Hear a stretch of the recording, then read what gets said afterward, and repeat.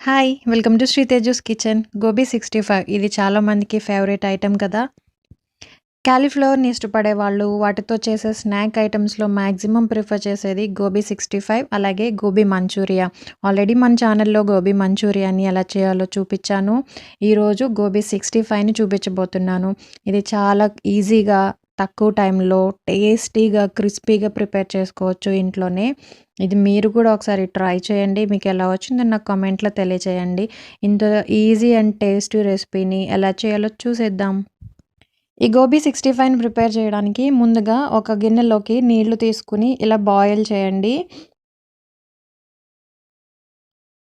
ఇది నేను తీసుకున్న 200 గ్రామ్స్ గోబీ. దీన్ని నేను చిన్న ముక్కలుగా కట్ చేసి పెట్టుకున్నాను. మరీ చిన్నగా కట్ చేయొద్దు. కాబట్టి మీడియం సైజు ఫ్లోరెట్స్ లాగా కట్ చేసుకోండి. పక్కన పెట్టుకోండి. ఇప్పుడు ఈ నీళ్లు మరుగుతున్నాయి కదా! దీంట్లోకి కొంచెం సాల్ట్ యాడ్ చేసుకోండి. ఇలా మరుగుతున్న నీటిలోకి కట్ చేసుకున్న కాలీఫ్లవర్ ముక్కల్ని వేసుకోవాలి. ఇలా మనం ముక్కల్ని ముందుగానే ఉడకబెట్టడం వల్ల దీంట్లో ఏమైనా పురుగులు లాంటివి ఉంటే పోతాయి. అలాగే కొంచెం మనకి ఈ గోబీ అనేది కుక్ అవుతుంది వాటర్‌లో కూడా. కాబట్టి ఎక్కువ కుక్ చేసుకోవద్దు. ఒక 3-4 మినిట్స్ కుక్ చేసుకుంటే సరిపోతుంది. మరీ సాఫ్ట్‌గా కుక్ చేయకూడదు.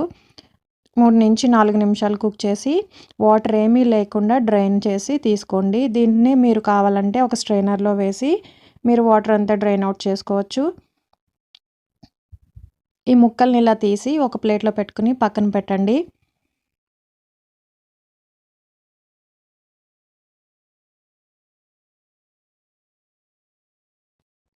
ఇప్పుడు ఒక మిక్సింగ్ బౌల్ తీసుకోండి. దాంట్లోకి 2 స్పూన్లు మైదా వేసుకోవాలి.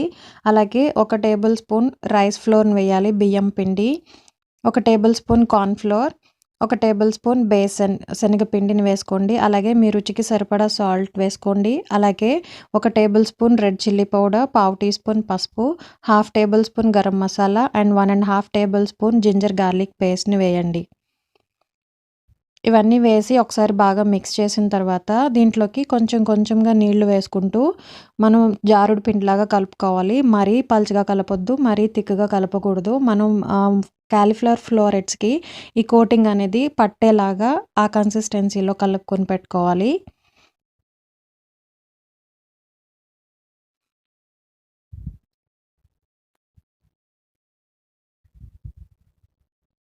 మీరు ఇందులో మైదాని స్కిప్ చేసుకోవాలి అనుకుంటే మైదా ప్లేస్‌లో ఎక్స్‌ట్రాగా ఒక 2 టేబుల్ స్పూన్స్ బియ్యం పిండిని వేసుకోండి. చూసారు కదా! ఈ కన్సిస్టెన్సీలో కలుపుకొని పెట్టుకోవాలి. మరీ పలుచగా కలపకూడదు. మనకి పిండనేది పర్ఫెక్ట్‌గా కలిసింది. తర్వాత దీనిలోకి నేను ఒక పించ్ ఫుడ్ కలర్ వేస్తున్నాను. ఇది కంప్లీట్ ఆప్షనల్. మీకు ఇష్టం లేకపోతే స్కిప్ చేయొచ్చు. ఇది లుక్ కోసం మాత్రమే. చాలా తక్కువ ఫుడ్ కలర్‌ని వేసి మళ్ళీ ఒకసారి పిండంతా కలపండి.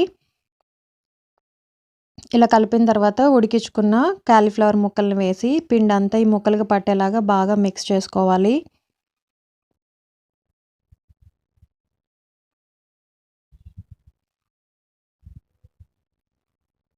ఇలా ఈ పిండంతా ఇలా బాగా కోట్ చేసిన తర్వాత దీన్ని ఒక పక్కన పెట్టి ఇప్పుడు ఆయిల్‌ని హీట్ చేసుకుందాము. డీప్ ఫ్రైకి సరిపడా ఆయిల్‌ని పెట్టుకోవాలి. ఇది బాగా హీట్ అయిన తర్వాత కలిపి పెట్టుకున్న కాలీఫ్లవర్ ముక్కల్ని ఇందులో వేసి వేయించుకోండి.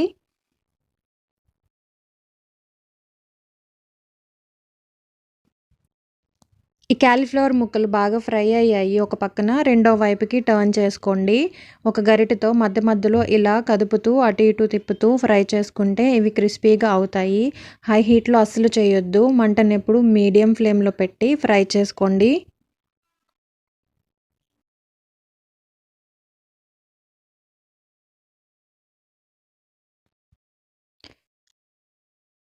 ఈ ముక్కలన్నీ రెండు వైపులా బాగా క్రిస్పీ అయ్యే వరకు ఫ్రై చేసుకోవాలి. ఇలా క్రిస్పీగా వేగిన తర్వాత వీటిని ఒక పేపర్ నాప్కిన్ వేసుకున్న ప్లేట్‌లోకి తీసుకుందాం.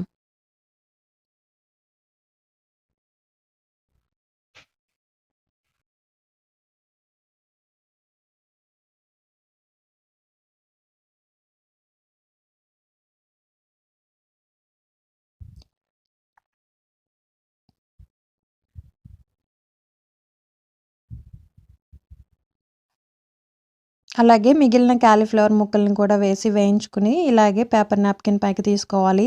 ఫైనల్‌గా మనకి బౌల్‌లోకి కొంచెం పిండి మిగులుతుంది కదా! దాంట్లోకి ఒక 2 పచ్చిమిర్చిని మధ్యగా కట్ చేసి ఈ పిండిలో ముంచి వాటిని కూడా వేయించుకోండి. ఇలా పచ్చిమిర్చి వేసి క్రిస్పీగా అయ్యే వరకు వేయించుకోవాలి.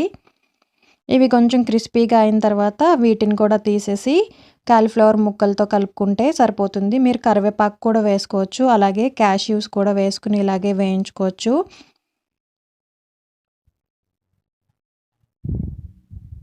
కరివేపాకు వేసుకునే వాళ్ళు కూడా ఇదే స్టేజ్‌లో కరివేపాకుని వేసుకుని క్రిస్పీగా అయ్యే వరకు ఫ్రై చేసుకోండి. ఈ పచ్చిమిర్చిని కూడా ఫ్రై చేసిన తర్వాత ఈ కాలీఫ్లవర్ ముక్కలతో కలిపితే మనం గోబీ 65 అనేది రెడీ అయిపోతుంది. చాలా ఈజీగా చేసుకోవచ్చు. తక్కువ టైంలో అయిపోతుంది ఈ రెసిపీ. మీరు కూడా ఒకసారి ట్రై చేయండి. మీకు ఈ రెసిపీ నచ్చినట్టయితే లైక్ చేయండి.